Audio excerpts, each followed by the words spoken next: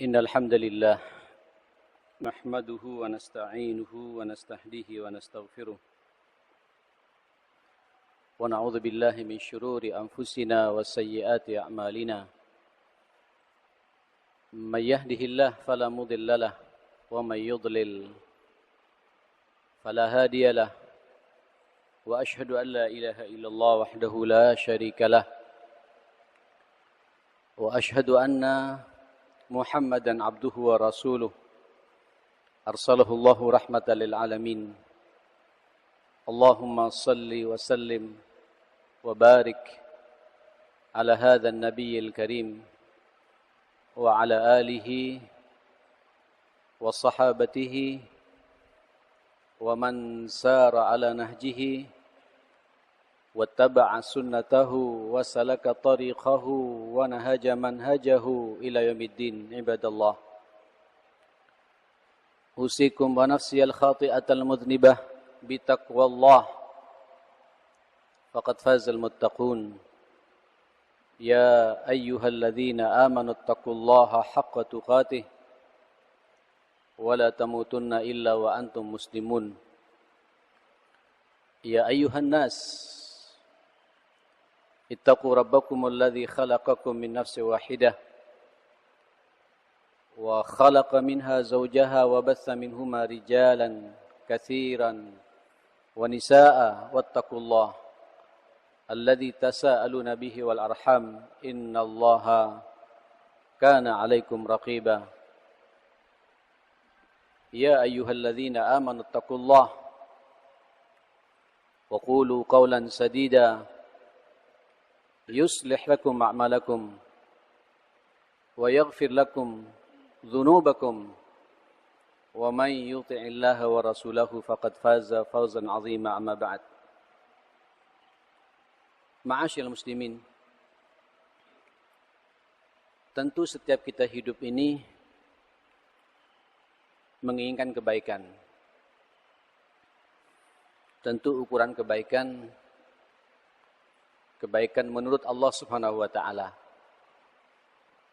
Kalau Allah ingin memberikan kebaikan kepada kita, insyaallah berbagai macam peluang-peluang amal saleh, berbagai macam peluang-peluang yang membawa kita ke surganya Allah terbuka lebar bagi kita semua. Keberadaan kita di sini di hari Jumat yang sangat mulia seperti ini, di bulan Rajab yang juga dimuliakan oleh Allah Subhanahu wa taala, ini juga bentuk khair, kebaikan yang Allah pula berikan kepada kita. Ya ayyuhalladzina amanu idza nudiya lis-salati min yaumil jumu'ati fas'au ila dzikrillah wa dzarul bai'. Apa kata Allah? Dzalikum khairul lakum. Jadi kita ini saat ini dalam suasana kebaikan yang Allah berikan kepada kita. Ma'asyiral muslimin, izinkan pula saya melalui mimbar ini untuk menyampaikan kata-kata ulama salafus saleh, hakim min hukama as-salafus saleh, tentang bukti bahwa kita meraih kebaikan. Beliau mengatakan 3 perkara. Kalau 3 perkara ini ada dan menyatu dalam kehidupan kita, bukti bahwa kita ini akan mendapatkan kebaikan dari Allah Subhanahu wa taala. Apa itu? Beliau mengatakan, "Idza aradallahu al-khaira waffaqaqallah as-suhbah as-salihah." Kalau Allah menginginkan kebaikan kepada kita, Allah mengkaruniakan kepada kita untuk memiliki sahabat yang baik, teman yang baik, kawan yang baik, sahib yang baik. Jamaah sekalian, apa hubungannya kebaikan ini dengan teman? Lalu apa hubungannya teman dengan kebaikan? Rasulullah sallallahu alaihi wasallam, ini hadis sering kita dengar. Al-mar'u ala dini khalilih. Seseorang itu kualitas agamanya sangat bergantung dengan siapa dia berkawan, bersahabat, berteman. Falyanzur ahadukum man yukhalil. Maka selektiflah kalian dengan siapa kalian berkawan. Jadi sebenarnya untuk melihat kita ini orang baik atau tidak, lihat dengan siapa kita bersahabat.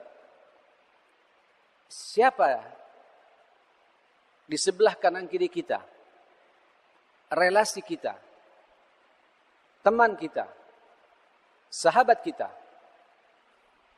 Sampean juga untuk melihat saya ini orang baik atau tidak, lihat pula siapa sahabat saya. Ini salah satu ukuran. Para ulama memaknai sahabat ada dua macam. Yang pertama, sahabat yang melekat. Sahabat yang mendampingi kehidupan kita. Sahabat yang insya Allah kita berpisah dengan kematian.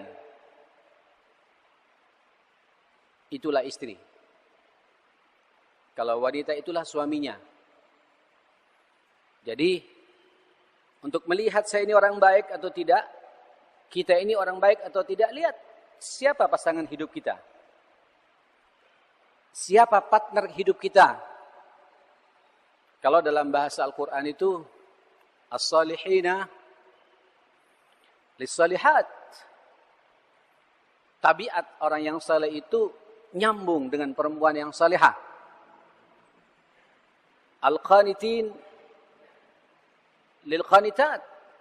Laki-laki yang qanit, yang suka beribadah, itu pasti nyambung pula dengan wanita istri yang ahli ibadah pula, ahli zikir pula. At-tayyibina lit-tayyibat. Dan begitu banyak Allah di berbagai macam ayat berbicara seperti itu. Laki-laki yang tayyib, yang baik, nyambung pula dengan perempuan yang tayyibah. Saudara, betapa banyak kita lihat di lapangan ma'asyal muslimin. Ketika masih bujang, punya idealisme, rajin ke masjid, suka baca Quran, suka tahajud. Tapi justru ketika nikah, berubah sikap itu. Kebalikannya juga begitu.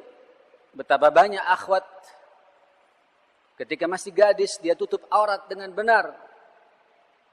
Pengajian hampir tiap hari dia datangi, begitu nikah, bahkan tidak mustahil juga dilepas hijabnya itu. Nah, ikhwatal iman, untuk melihat kita ini siapa, baik atau tidak, monggo tanyakan pada pasangan kita ini, jamaah sekalian. Saya berkali-kali menyampaikan bab yang satu ini, ma'asyal muslimin. Hati-hati terhadap pasangan kita, istri kita. Betapa banyak di antara kita bermaksiat kepada Allah, melabrak aturan Allah karena rong-rongan dari pasangan hidup ini. Maka wajar bagi yang bujang-bujang ini, yang ingin mengakhiri masa bujangnya dan ingin menyempurnakan separuh agama ini, Nabi memberikan arahan cukup jelas kepada kita. Tungkahul mar'ah li arba'. Dinikahi wanita itu karena 4 hal. Ayunya, jamaliha, hartanya, maliha, keturunannya, nasabiha, dan jangan lupa yang keempat, kata Nabi, agamanya, lidiniha, fadfar bidatid din, taribat yadak. Pilih yang agamanya baik itu, taribat yadak. Kalau bahasa lepasnya itu, engkau akan sukses hidupmu. Akan berkah kehidupanmu. Akan dijaga rumah tanggamu. Kalau kita Kalau yang wanita ingin mencari laki-laki, cukup dengan 2 pendekatan bahasa Nabi kepada setiap wanita ketika ingin dilamar oleh seorang laki-laki. Mungkin buat kita orang tua yang akan menikahkan anaknya, perhatikan itu. Bahasa Nabi cukup 2. Fa idza ja'akum man tardawna dinahu wa khuluquhu fazawijuh. Kalau engkau sudah melihat datang kepadamu laki-laki yang kau sudah ridha akhlak dan agamanya, segera terima lamarannya itu. Wa illa, coba lihat bahasa Nabi jamaah sekalian. Wa illa, kalau tidak, takun fitnatun fil ard wa fasadun kabir. Akan terjadi fitnah di muka bumi ini dan kerusakan yang luar biasa. Ini sahabat yang melekat. Saudara, mudah-mudahan tidak muncul pertanyaan, waduh, saya salah saat memilih pasangan. Tidak. Apalagi antum sudah memiliki anak. Mungkin juga sudah milik cucu. Tapi istri kita susah untuk diatur. Ayo, jadikan kelemahan yang dimiliki oleh pasangan hidup kita sebagai peluang amal saleh bagi kita. Pasang dalam benak kita. Bahasa Nabi kepada Ali bin Abi Thalib, karramallahu wajha, ketika mengatakan, li ayyahdiyallahu bika rajulan wahida khairun minad dunya wa ma fiha. Engkau bisa menyampaikan hidayah Allah kepada satu orang saja, itu pahalanya lebih berharga daripada dunia dan isinya. Jadi kalau kemudian kita punya partner hidup ini, pasangan hidup kita ini belum bisa baca Quran, targetkan. Bagaimana istri saya sampai bisa baca Quran? Kalau kemudian sampean punya istri tidak bisa nutup aurat dengan benar, targetkan Pak dalam hidup ini sampai dia bisa merasakan nikmatnya nutup aurat dengan benar. Itu pahalanya, kata Nabi, lebih berharga daripada isi dunia dan isinya. Au kama qala sallallahu alaihi wasallam. Ini step pertama, sahabat yang melekat. Yang kedua, ikhwatal iman, termasuk juga untuk melihat siapa kita ini orang baik atau tidak, lihat dengan siapa kita bersahabat di lapangan. Ini sahabat yang sifatnya tempo-tempo. Bertemunya di masjid seperti ini. Bertemunya di kantor. Bertemunya di lapangan. Sahabat bisnis. Kawan cangkruan. Selektiflah, kata Rasulullah sallallahu alaihi wasallam. Orang yang baik, jamaah sekalian, yang ingin kebaikan dalam hidupnya, dia harus melihat, saya duduk dengan siapa saat ini. Kalau dirasa bahwa duduknya dia dengan orang ini tidak menambah iman, tidak menambah wawasan keislamannya, jangan lama-lama. Karena kebaikan nanti akan larut dari kehidupan kita. Tapi kalau kemudian kita duduk dengan orang yang bisa menguatkan iman kita, menambah wawasan keislaman kita, membuka peluang-peluang amal saleh bagi kita, sering-seringlah duduk dengan orang-orang seperti itu. Para ulama mengatakan, salah satunya Ibnu Rajab Al-Hambali mengatakan, sahabat-sahabat saya seperti itu, saya melihat potretnya ada 4. Yang pertama, ada sahabat yang sifatnya itu kal-ghidha, memberi asupan, makanan. Bisa ghidha fikri kita, memuaskan akal pikiran kita, menyelesaikan problematika cara berpikir kita, merapikan cara berpikir kita. Silakan Pak, lihat siapa kira-kira sahabat. Begitu saya bertemu dengan orang ini, menambah wawasan saya, bertambah kecerdasan saya. Ada ghidha ruhi, ada pula asupan rohani kita. Begitu jumpa dengan orang ini, adem kita, sejuk. Problem-problem, kesumpekan, permasalahan, ketemu dengan orang ini nyambung, jamaah sekalian. Dan saya pikir Pak, di lapangan kita tahu betul, kita bisa memetakan mana sahabat yang bisa memberikan ghidha seperti itu. Tapi namanya asupan, jangan lama-lama. Ibarat orang makan, pas kita lapar, kita butuh, datangi orang itu. Yang kedua, ada sahabat kaddawa, ibarat obat. Saya yakin masing-masing kita akan sakit, jemaah sekalian. Dan sampean kalau sakit juga harus tahu Sakit apa kita? Jangan sakit mata datang ke dokter spesialis penyakit dalam, tidak nyambung. Liver kita bermasalah, datang ke bedah tulang, tidak nyambung. Siapa kira-kira dokter yang bisa mengobati fisik saya ini? Sama Pak, dalam urusan keseharian kita ada sahabat yang bisa mengobati mental kita. Bisa mengobati akhlak kita. Bisa mengobati permasalahan kita. Sampean juga harus tahu, tidak semua sahabat bisa menyelesaikan semua itu. Selektif Pak, dalam memilih orang. Sehingga ada kaplingan kapan saya berziarah pada sahabat yang bisa memberikan ridha kepada kita. Asupan pikiran kita, asupan rohani kita. Mana sahabat yang bisa mengobati permasalahan kita. Harus tahu di lapangan ma'asyal muslimin. Inilah Islam mengajarkan kepada kita pentingnya persahabatan. Dan itu bukti kalau Allah ingin berikan kebaikan kepada kita. Tapi ada pula sahabat yang ketiga. Namanya kadda. Menjadi penyakit. Jumpa dengan orang ini, ketularan kita penyakitnya. Duduk dengan orang ini, tidak ada bedanya kita dengan apa yang dimiliki oleh orang yang kita duduki, yang kita bersahabat ini.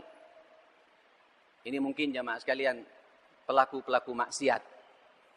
Hati-hati, memang mengenakkan Pak. Duduk dengan orang-orang seperti ini sejam, 2 jam nggak terasa. Tapi iman kita terkuras dan terkikis, rusak. Sehingga pulang-pulang nanti tidak merasakan nikmatnya munajat kepada Allah. Pulang kita tidak bisa merasakan nikmatnya berkomunikasi dengan Allah. Tidak bisa merasakan nikmatnya bangun tengah malam kepada Allah. Ini sahabat yang memberikan penyakit kepada kita. La samahallah yang keempat yang kita takuti ma'asyal muslimin. Itulah sahabat al-halak kulluh. Mencelakakan kita. Siapa ini? Ashabus syirik. Wal bid'ah. Wal khurafat. Ini orang-orang yang mengajak untuk syirik kepada Allah Subhanahu wa taala. Mengajak kepada hal-hal yang dilarang oleh agama, bid'ah, khurafat. Duduk dengan orang ini terwarnai kita. Dan nikmat Pak, sesuatu yang terkait dengan syirkiyat, khurafat, wal bid'ah nyambung dengan hawa nafsu kita. Walaupun di saat kita melihat orang-orang seperti itu, ayo Pak munculkan posisi kita sebagai dawa, sebagai ridha untuk mewarnai orang-orang seperti itu. Ini yang pertama yang saya sampaikan melalui mimbar ini, ma'asyal muslimin. Selektiflah dalam memilih pasangan. Kalau tidak, silakan renungi ayat Allah Subhanahu wa taala. Al-akhilla yawma idzin ba'dhuhum li ba'dhin aduwwun illal muttaqin. Persaudaraan yang kalian tata, perkawanan yang kalian bina, pertemanan yang kalian lakukan dalam hidup ini, nanti pada hari kiamat, ba'duhum li ba'din adu. Sebagian pada sebagiannya menjadi musuh. Siapa yang tidak jadi musuh? Illal muttaqin. Allahu Akbar. Itulah yang kita bersahabat Pak, karena dibingkai dengan bingkai iman, bingkai takwa tadi. Ada ridha, ada dawa di situ jamaah sekalian. Ini yang pertama. Yang kedua, bukti bahwa kita mendapatkan kebaikan. Allahu Akbar. Beliau mengatakan, "Idza aradallahu al-khaira, waffaqakallahu laka bid-du'a." Kalau Allah menginginkan kebaikan kepada kita, Allah memudahkan kepada kita semua untuk bisa mengangkat tangan kita berdoa, munajat kepada Allah Subhanahu wa taala. Ya Allah. Ini ringan, Pak. Tapi betapa banyak di antara kita tidak menikmati doa ini, jamaah sekalian. Jadi untuk melihat Pak kita ini ahlul khair atau tidak, hobi tidak Pak kita mengangkat tangan kita begini. Menunjukkan kekecilan kita di mata Allah. Butuhnya kita kepada Allah. Kerdilnya kita di mata Allah. Akui Pak semua kesalahan kita. Munajat kepada Allah Subhanahu wa taala. Ikhwatal iman, betul kalau orang sudah tidak mengangkat tangannya dan tidak mau berdoa, man lam yas'alillah yaghdab alaih. Kalau orang tidak mau berdoa, Allah murka kepada orang itu. Jadi untuk kita mengetahui kita ini dicintai oleh Allah, Allah menginginkan kebaikan kepada kita atau tidak, lihat hobi berdoa atau tidak. Ada masalah, tidak ada masalah, doanya semakin kencang. Tiap hari merasa bergantung kepada Allah. Tapi sayang Pak, di antara kita ini hanya mau berdoa ketika ada masalah. Mau berdoa ketika bisnis bermasalah. Mau berdoa ketika anak mau ujian. Mau berdoa ketika ada gesekan rumah tangga. Mau berdoa ketika kita sakit. Lupa ketika kita berdoa dalam kondisi lapang. Menunjukkan betapa butuhnya kita kepada Allah Subhanahu wa taala. Ta'arraf ila Allahi firrakhai ya'rifka fisyiddah. Biasakan kalian, kata Nabi, kata Allah Subhanahu wa taala kepada kita dalam hadis qudsinya itu, ingat Allah dalam kondisi lapang, kondisi sehat, bisnis lancar, rumah tangga Masya Allah, anak-anak ngabdi sama kita. Tapi semakin begitu semakin dekat kita kepada Allah. Semakin kita rajin menangisi Allah, menangis kepada Allah, mengakui kelemahan kita dan butuhnya kita kepada Allah. Kata Nabi menyampaikan hadis ini, ya'rifka fisyiddah, di saat kau mendapatkan goncangan hidup, Allah pasti ingat kepada kita, ma'asyal muslimin. Jadi ukuran bahwa kita ini mendapatkan kebaikan atau tidak dari Allah, hobi kita tidak atau berdoa atau tidak. Mudah-mudahan jadi perlindungan buat kita semua, ma'asyal muslimin. Aqulu ma tasma'un wa astaghfirullah li wa lakum fastaghfiruhu innahu huwal ghafurur rahim.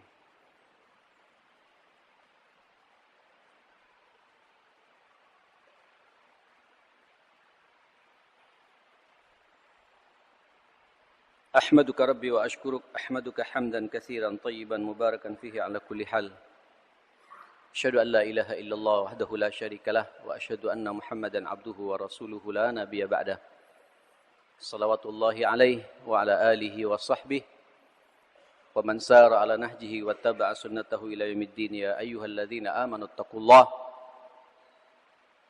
وقولوا قولا سديدا يصلح لكم أعمالكم ويغفر لكم ذنوبكم ومن يطع الله ورسوله فقد فاز فوزا عظيما أما بعد. Yang ketiga, ini mumpung hari Jumat juga dan kita berada di bulan Rajab, bulan yang mulia. Ini juga bentuk kebaikan kita adalah idza aradallahu bil khaira waffaqakallahu lidzikr. Allah juga memudahkan kepada kita untuk suka zikir. Bukan suka nyanyi. Bukan suka gunjing orang. Bukan suka saftah. Bukan suka guyon. Tapi mulut kita, lisan kita basah. Karena banyak zikir kepada Allah Subhanahu wa taala. Tentu ya akhil karim, sebaik-baik zikir ini Quran. Aib besar Pak, kita sebagai seorang muslim kemudian tidak akrab dengan yang satu ini. Kitab suci kita ini. Aib besar kita menjadi mengaku umat Muhammad kemudian tidak menikmati baca Quran. Ini hari Jumat, sudahkah antum zikir Quran surat Al-Kahfi hari ini? Kalau sudah, bukti Allah menginginkan kebaikan kepada kita. Tanyakan lagi Pak, sudahkah Yasin kita baca pada hari ini? Al-Waqi'ah sudahkah kita baca hari ini? Ad-Dukhan sudahkah kita baca hari ini? Al-Muluk sudahkah kita baca hari ini? Zikir. Kemudian muawwidatan, sebelumnya kita muqaddimi dengan al-ikhlas. Kalau ini ada yang kemudian kita kenal dengan sab'ul munjiyat, ini bukti bahwa Allah menginginkan kebaikan kepada kita. Saya masih belum bicara Pak, zikir-zikir yang menenangkan hati kita. La ilaha illallah. Kalimatut tauhid. Yang merasakan bahwa Allah segala-galanya dalam hidup ini. Kita masih belum mengupas zikir subhanallah adada khalqihi wa ridha nafsihi wa zinata arshih wa midada kalimatih. Kita masih belum bicara zikir hasbunallah wa ni'mal wakil. Astaghfirullahal azim. Basahi Pak lisan kita ini. Biasahi lidah kita ini untuk kemudian terbiasa zikir kepada Allah. Andai kata Allah tidak memberikan banyak karunia Pak kepada kita, cukup dengan ayat ini saja. Fadhkuruni adkurkum. Ingatlah engkau kepadaku, zikirlah engkau kepadaku, aku pasti zikir kepadamu, ingat kepadamu. Allah tidak pakai summa lagi Pak. Summa adkurkum fa'adkurkum la. Fadhkuruni adkurkum. Kalau Allah sudah ingat pada kita, karena kita ingat kepada Allah, selesai Pak kehidupan kita. Berbagai macam kebaikan Allah berikan kepada kita. Innallaha wa malaikatahu yusalluna 'alan nabi. يا أيها الذين آمنوا صلوا عليه وسلموا تسليما اللهم صل على محمد عبدك ونبيك ورسولك النبي الأمي وعلى آله وصحبه وسلم تسليما عدد ما أحاط به علمك وخط به قلمك وأحصاه كتابك وارض اللهم عن ساداتنا أبي بكر وعمر وعثمان وعلي وعن الصحابة أجمعين وعن التابعين وتابعيهم بإحسان إلى يوم الدين اللهم اغفر للمسلمين والمسلمات والمؤمنين والمؤمنات الأحياء منهم والأموات اللهم أعز الإسلام والمسلمين وأذل الشرك والمشركين ودمر أعداءك أعداء الدين اللهم حبب إلينا الإيمان وزينه في قلوبنا وكره إلينا الكفر والفسوق والعصيان واجعلنا من الراشدين واجعلنا من عبادك الصالحين واجعلنا من جنودك المخلصين برحمتك يا أكرم الأكرمين اللهم أعنا على ذكرك وشكرك وحسن عبادتك اللهم أعنا على ذكرك وشكرك وحسن عبادتك